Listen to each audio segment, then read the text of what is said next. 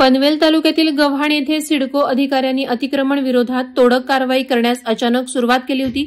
या वृत्ताचं गांभीर्य लक्षात घेऊन लोकनेते रामशेठ ठाकूर, युवा नेते प्रीतम म्हात्रे यांचबरोबर कामगार नेते महेंद्र घरत, ज्येष्ठ नेते वाय.टी. देशमुख यांच्यासह स्थानिक प्रकल्पग्रस्तांनी आक्रमक भूमिका घेतल्याने अखेर सिडकोची अतिक्रमण विरोधी कारवाई स्थगित करण्यात आली। यावेळी काही काळ तणावाचं वातावरण निर्माण झालं होतं। लोकनेते रामशेठ ठाकूर अतिक्रमण तोडणाऱ्या पोकलेन मशीन समोर निधड्या छातीनं समोर गेले। त्याचवेळी शेकापचे युवा नेते प्रीतम म्हात्रे हे स्वतः पोकलेन मशीनवर चढून ड्रायव्हरला खाली उतरवून त्यांनी चालकाचा ताबा घेतला। अखेर सिडकोच्या वरिष्ठ अधिकाऱ्यांनी वेळीच धाव घेत रामशेठ ठाकूर आणि सहकाऱ्यांबरोबर चर्चा केल्यानंतर या तोडक कारवाईला स्थगिती देण्यात आली। त्याचबरोबर 2022 पूर्वीच्या कोणत्याही बांधलेल्या इमारतीवर तोडक कारवाई करू नये असं सिडको अधिकाऱ्यांना ठणकावून सांगण्यात आलं।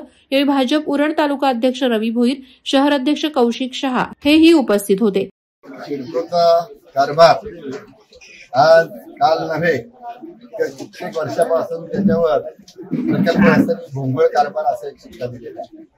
तो अधिकारी कुणी असो, आजचा असो मागचा असो, त्याच्या अगोदरचा असू द्या, पण सिडकोच्या बरोबर राज्य सरकारनं अनेक वेळा विविध वेळेला म्हणजे 2010 साली, 12 साली, 15 साली विविध वेळेला आश्वासन दिली 200 मीटर पर्यंतची घरं रेग्युलर, 250 मीटरची करायची। आता ह्या सगळ्या ह्याच्यात झाल्यानंतर सुद्धा अजूनही ते तोडकार करत असतात। पण त्यांचं म्हणणं एक सिडको जात आहे, जे ऑफिसर आहेत चर्चा केली। आम्ही सकाळी आम्हाला समजल्यानंतर आम्ही इथं आलो, सिडकोच्या ज्या मशीन चालू होत्या त्या आम्ही बंद केल्या, मशीन समोर उभे राहिलो आणि आमचा निर्धार आहे की मशीन परत गेल्याशिवाय आम्ही इथून हलणार नाही। आणि म्हणून तुम्ही पाहिलं असेल नुकता गावकऱ्यांनी इथं भजन कीर्तन सर्व सुरू केलं, आमची जी आंदोलनाची गाणी आहेत ती सुरू केली। हे सगळं असं आहे की आमचा निर्धार आहे का जोपर्यंत हे तोडक कारवाई करत असतील तर तेपर्यंत घरी जायचं नाही, इथेच बसून राहायचं। आणि अशा पद्धतीने सर्व गावकऱ्यांचा हा निर्धार जो आहे तो निर्धारानं आम्ही पहिल्यांदा इथे बसलो होतो, बाजूला आम्ही येऊन त्यांना सांगून मशीन बंद करून, पण त्यांनी पुन्हा मशीन सुरू करण्यात आम्ही जाऊन मशीनच्या समोर जाऊन बसलो आणि एकंदर त्यांचं काम बंद पाडलं। आता विरकर साहेब नावाचे सिडकोचे जे अधिकारी आहेत अतिक्रमणचे प्रमुख ते इथं आता आलेले आहेत, त्यांच्याशी आता चर्चा आपण केली। त्या चर्चेमध्ये त्यांचा एक मुद्दा जो आहे त्यांना मी सांगितलं हे का होतंय, हे तुम्हाला का करावं लागतंय।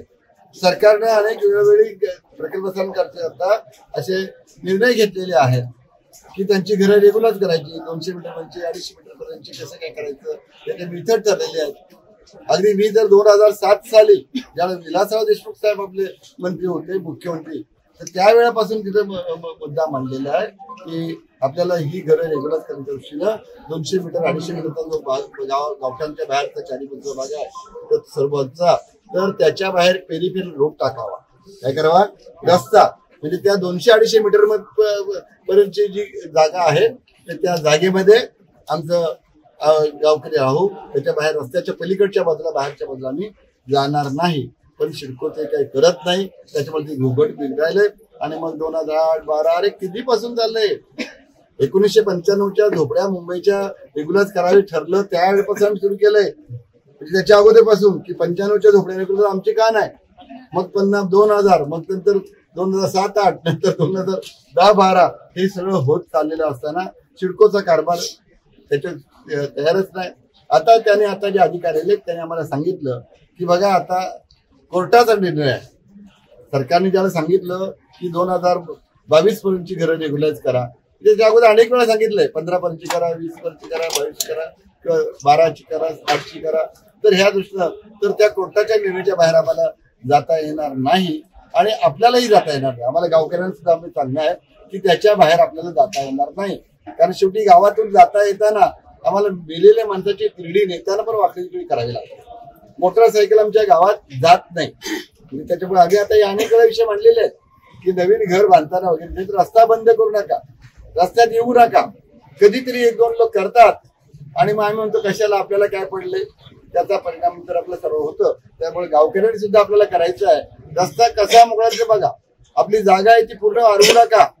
4 घरवाल्यांनी 4ही घरांची जागा अडवली तर नवीन पुढच्या बाजूला जाणार तर रस्ता राहील कुठं? अशा वेळेला सरकारनं आता एक चांगली योजना काढलेली आहे. 2 FS आहे, 2.5 FS आहे, 4 FS आहे. क्लस्टर नंतर क्लस्टर डायरेक्टली क्लस्टर नव्हे पण 3-4 लोक एकत्र या, 5-6 लोक एकत्र या, बिल्डरला पण डेव्हलपला तर त्याला 4 FS जर झाला तर आपल्याला त्याचा फार चांगला फायदा होणार आहे. आणि रस्ते राहणार, पार्किंगला मोटरसायकल जात आहेत तर कार जीप सगळी जाऊ शकेल. म्हणजे ह्या पद्धतीने करायचं असेल तर ते वादळवारा लाईव्हसाठी न्यूज ब्युरो पनवेल. नवी मुंबई व रायगड जिल्ह्यातील ताज्या बातम्या आणि घडामोडींसाठी सबस्क्राईब करा वादळवारा लाईव्ह चॅनल आणि दाबा बेल आयकॉन.